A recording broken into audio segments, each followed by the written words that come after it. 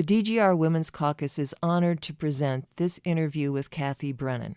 Cathy Brennan is a feminist activist, blogger of Gender Identity Watch, and attorney. An essay by Cathy appears in the anthology Female Erasure, What You Need to Know About Gender Politics' War on Women, the Female Sex, and Human Rights. The essay is entitled Ground Zero, The Clash of Gender Identity Protections and Women's Space. And as in the following interview, Cathy explores in her essay how overboard gender identity protections are negatively impacting the most vulnerable women and girls in our society. Women who are incarcerated, girls who are housed in foster care or other protective facilities, homeless women and girls, and women and girls seeking support after sexual violence. The DGR Women's Caucus presents this interview with Cathy Brennan. Cathy is a feminist activist, a blogger of Gender Identity Watch, and an attorney. Cathy, it's really good to have you join us. Could you talk a little bit about Gender Identity Watch? Sure, thanks, and it's great to be here. Thanks for the opportunity. Gender Identity Watch is a blog that tracks legal, regulatory, and social developments regarding gender identity and transgender issues, specifically as they negatively impact the rights of women and girls.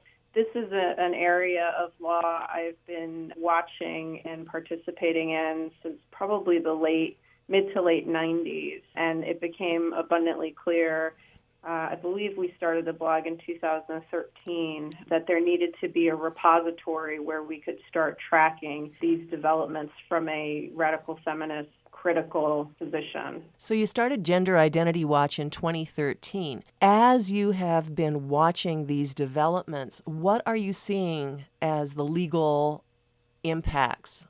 And how are the new laws that are developing violating international human rights standards? Sure, that's a really great question. So just by way of background, I come out of the GLBT rights movement, where one of the key agenda items that we put forth was advocating for anti-discrimination protections in the areas of housing, employment, and public accommodations. And as a general matter, I support those types of laws to protect anyone from unlawful discrimination, including people who identify as transgender. The problem, however, is that the definition of gender identity that typically appears in these types of laws is extremely overbroad. So I encourage anyone listening to look at one of the definitions. They generally go something like this. Gender identity means a gender-related identity or expression not associated with one's sex at birth. So when you look at that, the only way that you understand that is if you understand what sex stereotypes are associated with being male or being female. So it's broadly overreaching and by definition overbroad and by definition meaningless. That type of imprecision in law is very dangerous because it can allow virtually anyone to assert that they're a member of the allegedly protected class to gain protection. So in employment, that generally might not matter because someone applying for a job, you should decide to hire someone based on whether they're qualified for the job. But it can matter with regard to terms and conditions of employment. So, for example, there are several cases where transgender individual employed as a TSA screening agent wanted the right to pat down female passengers. As a female passenger, I don't want to be patted down by a male person, regardless of whether they think they're a woman. Similarly, if you have positions that are more appropriate for a female person, such as someone who is a rape crisis counselor, you can have an employment discrimination claim brought by a transgendered woman seeking the right to counsel women who've been raped. Now, again, many women who've been raped, myself included, I don't want to talk to men about that, regardless of whether those men identify as women. So you started to see cracks in this foundation probably about 15 years ago now. There was a case in Canada, Nixon versus Vancouver Rape Relief, where Kimberly Nixon, a transgender woman, sued Vancouver Rape Relief because Vancouver Rape Relief, quite rightly, did not want this person who is male interacting with victims of rape who are female for the most part. So that's kind of like the nugget of the problem is you have this overbroad definition and then you have this broad applicability of the anti-discrimination protections. And this has taken root not only in employment, housing, and public accommodations, but also with regard to women in prison, women in homeless shelters, women in domestic violence shelters, children in schools, and any other places where you have what I would call vulnerable people who are now being asked to give up some of their privacy rights in the name of this agenda. So as this unfolds, your background is in GLBT advocacy and law. Do you see any legal challenges that are happening now that we should know about that could perhaps set these definitions in a way that would make it equitable for all? So that's a great question. And there are a number of cases that are proceeding at the moment where particularly school districts are pushing back on overbroad definitions of gender identity and overbroad application of Title IX that had been pushed by the Obama administration to essentially turn Title IX on its head and say, if you're a male who identifies as a girl, Title IX enables you to access girls' sports, girls' space, girls' dressing rooms, girls' bathrooms in schools. And there's no greater irony to me that Title IX, which was enacted in the 70s, to really level the playing field for girls, because girls had before then been excluded from sporting activities in particular, that law has now been used to undermine the ability of those girls to play sports without males, as long as those males say that they're female. So there's a number of school districts that have pushed back on this, and there's a number of states that have pushed back on this. In fact, there's a radical feminist organization, Wolf, that has filed its own lawsuit to challenge this. Now, I don't want to say anything good came out of the Trump election because I don't support Donald Trump. I think he's atrocious. But one of the things I think we can expect to see is an abandonment by the Department of Education of this agenda that the Obama administration had put forth, which quite frankly was a men's rights agenda disguised as civil liberties initiative. Could you speak a little bit more about that agenda and what it's done so far? Your reference to Title IX is fascinating. Yeah, absolutely. So a little bit of history. Gay and lesbian organizing originally, I think, was probably a lot more revolutionary. And there was a broad embrace of the idea that a man or a woman could present in any manner and, as outlandishly, quote unquote, as they wanted, but still understood that they were male and female. So there was like a great joy and freedom in expressing, what we call gender identity now, but which, quite frankly, is just personality. Who are you and what do you like and how do you want to be in the world? That changed, and that's beyond the scope of this program. With the advent of the AIDS crisis, that really diverted significant resources away from this liberatory movement. And as we emerged from the AIDS crisis in the early to mid-90s, we were left with this focus on identity, like your individual identity as a person. And that plays very neatly into gender identity or transgenderism.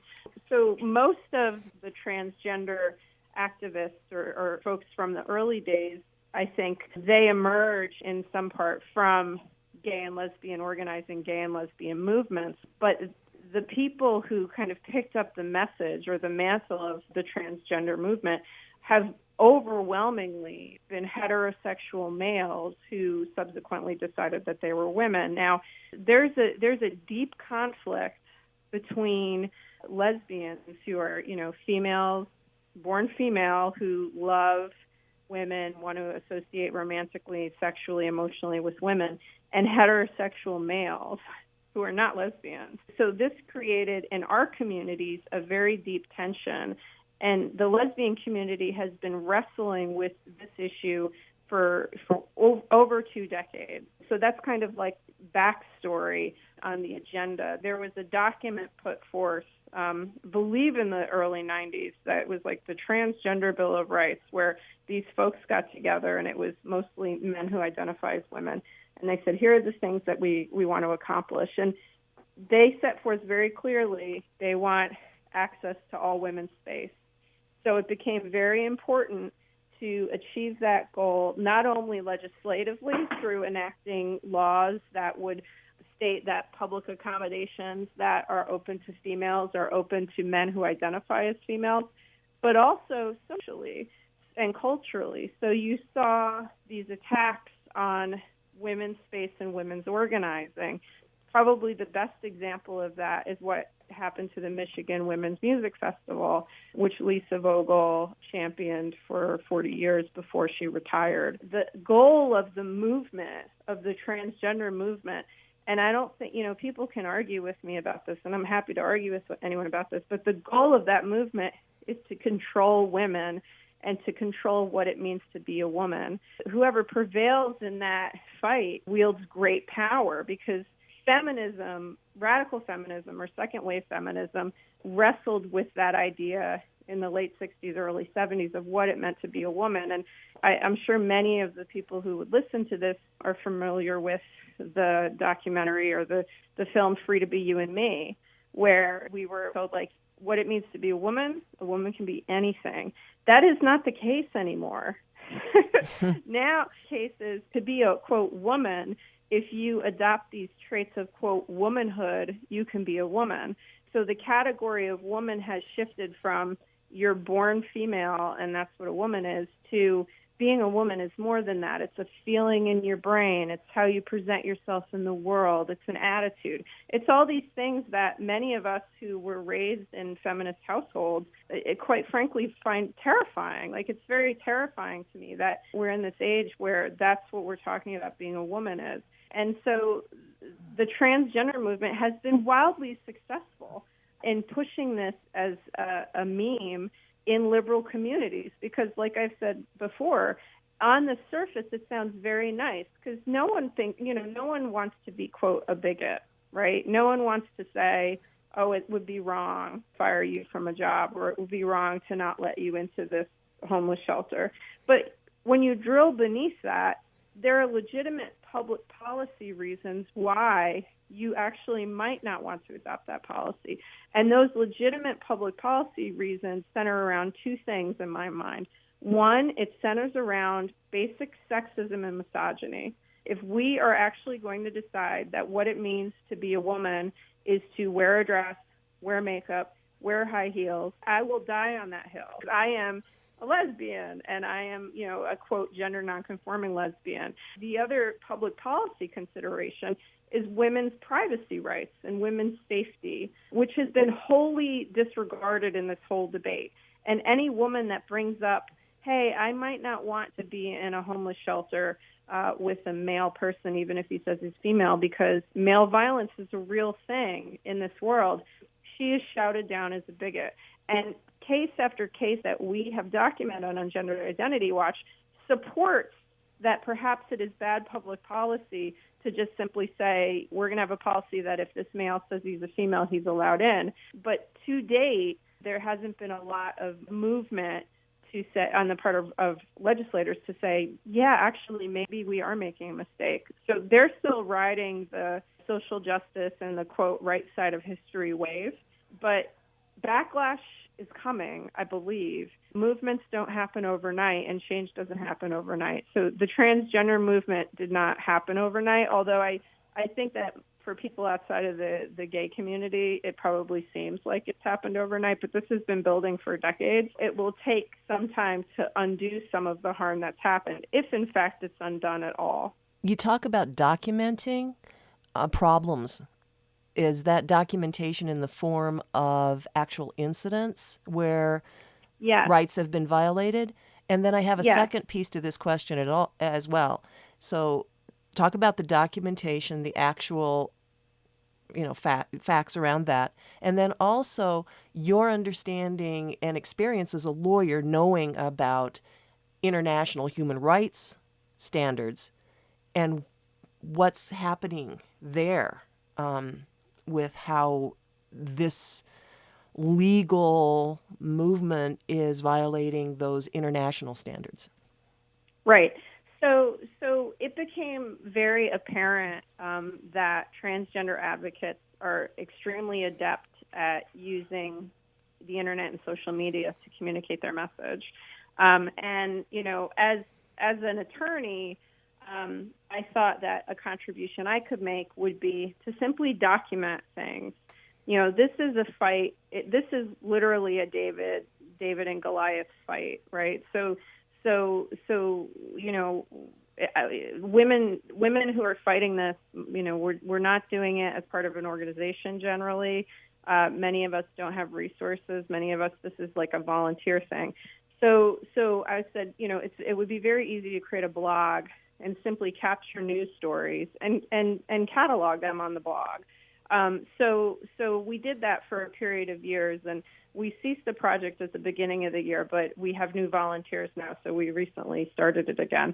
But, it's quite simply, there's a news story, and then to the extent that there's public documents available, such as like a complaint in a lawsuit or, a regulatory publication, like we would put that on the blog and say, this is this thing that happened. So for any harm that I'm talking about, so women in prisons who are being forced to be housed with males, women in homeless shelters who've been sexually assaulted by males who say they're women, women seeking rape crisis services and being told they have to talk to a male. There's documentation on the blog to back this up. So these are real things that are happening to women. So that's the documentation one piece. You asked about international human rights standards. There are numerous human rights treaties, some of which the United States is not a party to or hasn't endorsed, that provide that it's a violation of international law to require that women, for example, in prison be housed with males. And so those types of treaties, the ability to enforce on them is quite honestly limited because, one, the women aggrieved generally don't have the resources, and two, organizations that you might expect would care about these things, they've adopted the trans agenda, so they're in no position to help because they quite frankly have sold women out. So all of the organizations that you think might care about the rights of prisoners, the ACLU, National Organization of Women, they have turned their backs on women on this issue, and they quite frankly have abandoned women, and I think quite frankly have abandoned their core mission. But they're chasing the dollar, like they're chasing like where are we going to get funding for this, and that is something the transgender movement has that like an actual women's rights movement does not have, and that's money. So that is a very, very different perspective. Like you say, it's been wildly successful that the trans agenda has been promoted. And thank you for the historical kind of, view as well. And so one of the challenging questions here that I think listeners would be interested in having your views on would be, how do you re-establish basic fundamental rights for women at the same time that you make sure that basic fundamental rights for trans people are also protected? Do you have some insights on that? Yes, I do. And in 2011, I wrote a letter with another attorney that was addressed to the United Nations. The United Nations has a commission for women, and they solicit from time to time input from women in the world saying, like, what are issues we should be concerned about? And at the time, I had a very close friend of mine who worked at the United Nations and sent this to me and said, would you please write something on this issue? And I said, yes, of course I will. So that letter outlines a way to balance the rights of women and trans women, because quite frankly, in this discussion, the discussion has always been about the rights of women versus trans women, because I don't think there's not, from a legal perspective, the same harm if a trans man comes into women's space because a trans man is biologically female. And in fact, there's been at least two cases, and these are also documented on the blog, where a trans man who had been convicted of a crime asked to serve their time in a women's prison because that person wasn't stupid and they knew what would happen to them if they went to a men's prison. So the letter that we wrote to the United Nations suggests as a possible solution, narrowing the definition of gender identity and tying it to a medical diagnosis and tying it to treatment for this condition, because gender dysphoria is a medical condition, or at least we're led to believe that it's a medical condition. So if in fact it's a medical condition, people who are seeking protection under the law on the basis of that medical condition ought to be able to prove it. Like they ought to be able to say, here's a letter from my doctor. The way that it is now is that if you say you're transgender, you're transgender. Like that's it. And that's something of a ridiculous standard when you're talking about, stuff as significant of, a woman's right to privacy in a public locker room, or a woman's right to privacy when she finds herself in need of services of a homeless shelter. But again, legislators have never considered the rights of women in this debate. It's just been assumed that the rights of trans people trump. And there's zero basis for that, but there is, reams and reams of propaganda around it. But if you dig deep into that propaganda, you will find nothing. It's just a big show and a lot of yelling. Well, any last thoughts that you have about that? I don't have any more questions, but I do have the question about whether or not you would like to add anything else to what we've discussed. Yeah, so one of the things I think will help is women have been silenced on this issue for a very long time. So there have been conversations in hushed tones and in secret for many, many years over this agenda, and that does not help. The only way you can quote fix this is to actually be able to talk about it. So that's why it's very important to support women's speech and women's organizing, even if you don't agree with it. And let me tell you, there are plenty of radical feminists and, third wave feminists that say things that I don't agree with. But the answer to disagreement is not censorship. The answer to disagreement is discussion, because that's the only way that you can air, you have this marketplace of ideas concept from the Renaissance. Like, you have, people talking and trying to hash things out, reason things out to come up with like, well, what's a good public policy solution? And that has only started to happen.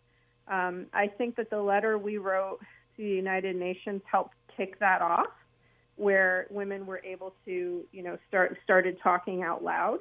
But that needs to continue. So I would encourage, anyone listening, even folks who disagree with me and think, I'm a horrible person, consider the idea that if we do not live in a country that permits the full, free, and fair exchange of ideas, we have become a fascist country. And I don't want to live in a country like that. That's another hill that I will die on. Thank you so much. It's been great being able to have that entire spectrum and diversity out there instead of, the silence that serves none of us. It's great. Thank you. I really appreciate the opportunity. Thank you. In conclusion, from Ground Zero, The Clash of Gender Identity Protections and Women's Space, the essay in Female Erasure written by Cathy Brennan, I quote, "Over the last 2 decades, gay, lesbian, bisexual, and transgender organizations have worked to enact legislation to ban discrimination in employment, housing, and public accommodations based on sexual orientation and gender identity. This, in general, a laudable goal. Sexual orientation or gender identity generally has no bearing on whether someone would make a good employee or a good tenant. The only relevant characteristic to an employment decision is whether an applicant or employee has the skills necessary to perform the job, while the hallmark of a good tenant is whether she can pay the rent and abide by the reasonable terms of use of the property. But even the best of intentions are often fraught with disappointment, and in 2016 we find ourselves at a crossroads as the movement for rights based on gender identity has slowly obliterated the rights of women and girls, hereafter referred to also as females. The legislation for which organizations advocate has a fatal defect that has resulted in the undoing of women's space. This fatal defect has also, unfortunately, spilled over into other areas of public policy where women and girls have a heightened interest in preserving female-only space, such as K-12 schools, prisons, and homeless shelters. End quote. The DGR Women's Caucus thanks you for listening to this interview with Cathy Brennan.